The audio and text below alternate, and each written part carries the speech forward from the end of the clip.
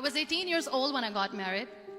I belonged to a very conservative family, a Baloch family, where good daughters never say no to their parents. My father wanted me to get married, and all I said was, if that makes you happy, I'll say yes.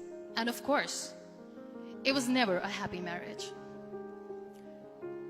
Just about after 2 years of getting married, about 9 years ago, I met a car accident. Somehow my husband fell asleep and the car fell in the ditch. He managed to jump out, saved himself. I'm happy for him. But I stayed inside the car and I sustained a lot of injuries. The list is a bit long. Don't get scared. I'm perfectly fine now. Radius ulna of my right arm were fractured. The wrist was fractured. Shoulder bone and collarbone were fractured. My whole rib cage got fractured. And because of the rib cage injury, lungs and liver were badly injured. I couldn't breathe. I lost urine and bowel control. That's why I have to wear the bag wherever I go. But that injury that changed me and my life completely as a person and my perception towards living my life was the spine injury.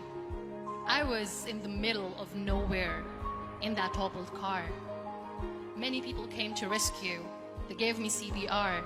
They dragged me out of the car. And while they were dragging me out, I got the complete transection of my spinal cord. Those 2.5 months in the hospital were dreadful.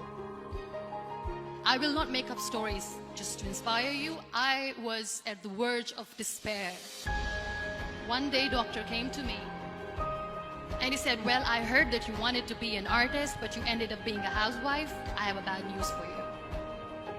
You won't be able to paint again because your wrist and your arm are so deformed, you won't be able to hold a pen again. And I stayed quiet. Next day, doctor came to me and said, your spine injury is so bad, you won't be able to walk again. I took a deep breath and I said, it's all right. The very next day, doctor came to me and said, because of your spine injury and the fixation that you have in your back, you won't be able to give birth to a child again. That day, I was devastated. I still remember, I asked my mother, why me? And that is where I started to question my existence. Why am I even alive? What's the point of living? I cannot walk, I cannot paint, fine. I cannot be a mother. And we have this thing in our heads, being women, that we are incomplete without having children. I am going to be an incomplete woman for the rest of my life. What's the point? One day I asked my brothers, I know I have a deformed hand, but I'm tired of looking at these white walls in the hospital and wearing these white scrubs. I'm getting tired of this. I want to add more colors to my life. I want to do something. Bring me some colors. Bring me some small canvas. I want to paint. So the very first painting I made was on my deathbed. There were a lot of infections in my body, a lot of allergies. So doctors wanted me to lie down on the bed straight for not 6 months, for not 1 year, for 2 years. That was the time where I realized how lucky people are, but they don't realize. After 2 years and 2.5 months, when I was able to sit on a wheelchair, that was the day when I had the rebirth.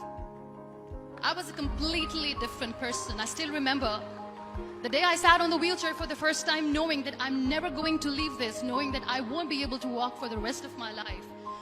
I saw myself in the mirror and I talked to myself. And I still remember what I said. I cannot wait for a miracle to come and make me walk. That day I decided that I'm going to fight my fears. We all have fears. Fear of unknown, fear of known, fear of losing people, fear of losing health, money, We want to excel in career. We want to become famous. We want to get money. We are scared all the time. So I wrote down one by one all those fears. And I decided that I'm going to overcome these fears one at a time. Do you know what was my biggest fear? Divorce. I was trying to cling on to this person who didn't want me anymore, but I said no. I have to make it work. But the day I decided that this is nothing but my fear, I liberated myself by setting him free.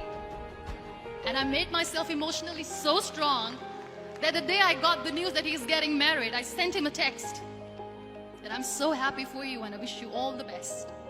And he knows that I pray for him today. My biggest fear, number 2, was I won't be able to be a mother again. And that was quite devastating for me. But then I realized there are so many children in the world, all they want is acceptance. So there is no point of crying, just go and adopt one. And that's what I did. I gave my name in different organizations, different orphanages. 2 years later, I got this call from a very small city in Pakistan. I got a call and they said, "Are you Muniba Mazari? There is a baby boy and would you like to adopt?" And when I say yes, I could literally feel the labor pain. I said, yes, I am going to adopt him. I am coming to take him home. And that day, I was 2 days old, and today he's 6. So I decided that instead of starting an NGO for disability awareness, which I know will not help anyone, I started to appear more in public. I started to paint. I always wanted to. I have done a lot of modeling campaigns, different campaigns for brands like Tony and Guy. I decided that I'm going to join the national TV of Pakistan as an anchor person, and I've been doing a lot of shows for the last 3 years. So when you accept yourself the way you are, the world recognizes you. It all starts from within. I became the National Goodwill Ambassador for UN Women Pakistan, and now I speak for the rights of women, children. We talk about inclusion, diversity, gender equality, which is a must. I was featured in BBC 100 Women for 2015. I'm one of Forbes 30 under 30 for 2016. We always expect ease from life.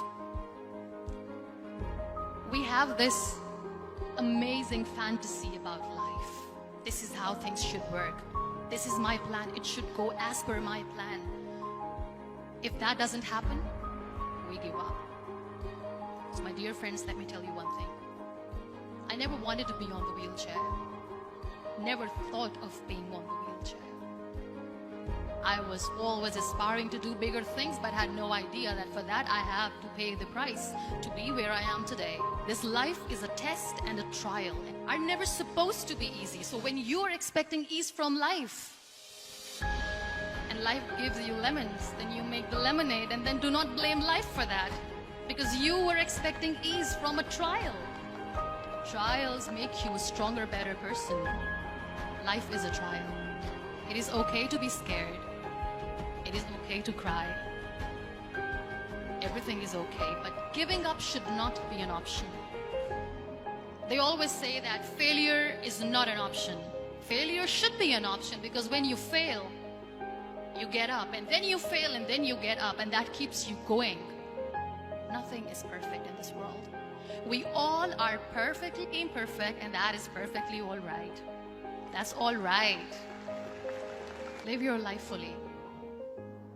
Accept yourself the way you are. Be kind to yourself. Be kind to yourself. I'll repeat, be kind to yourself, and only then you can be kind to others. Love yourself and spread that love. Never give up. The real happiness doesn't lie in money or success or fame. I have this all, I never wanted this. Real happiness lies in gratitude. So be grateful, be alive, and live every moment. Thank you so much, everyone. Thank you.